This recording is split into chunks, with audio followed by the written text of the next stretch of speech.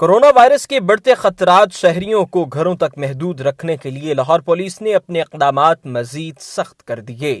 D I G operations رائے بابر سعید نے آگاہی دی کہ کورونا وائرس کے باعث جزوی لاک ڈاؤن کے دوران ناکہ جات پر روکے گئے شہریوں کی تعداد 1 لاکھ سے تجاوز کر چکی ہے۔ غیر ضروری سفر کرنے والے 93,392 شہریوں کو وارننگ دے کر واپس گھروں کو بھجوا دیا۔ دفعہ 144 کی خلاف ورزی پر 1402 ایف آئی آرز درج کی گئیں۔ 84,900 گاڑیوں، موٹر سائیکلز اور دیگر وہیکلز کی چیکنگ کی گئی۔ 50,000 سے زائد موٹر سائیکلز، 12,977 رکشے، 2110 ٹیکسیاں، 15,216 کاریں اور 4536 بڑی گاڑیاں بھی ناکوں پر چیک کی گئیں۔ قوانین کی خلاف ورزی کرنے کی صورت میں 3482 گاڑیوں اور موٹر سائیکلز کو بند کیا گیا۔ بلا وجہ گھومنے پھرنے والے 3238 اشخاص سے دوبارہ باہر سڑکوں پر نہ آنے کی شیورٹی بانڈز لیے گئے۔ ڈی آئی جی آپریشنز رائے بابر سعید کا کہنا تھا کہ پولیس افسران و اہلکار 24 گھنٹے ناکوں پر اپنی ڈیوٹی سر انجام دے رہے ہیں اور عوام الناس کو کورونا وائرس سے محفوظ رکھنے میں فرنٹ لائن فورس کا کردار ادا کر رہے ہیں۔ آذان رانا، میڈیا 92 نیوز، لاہور۔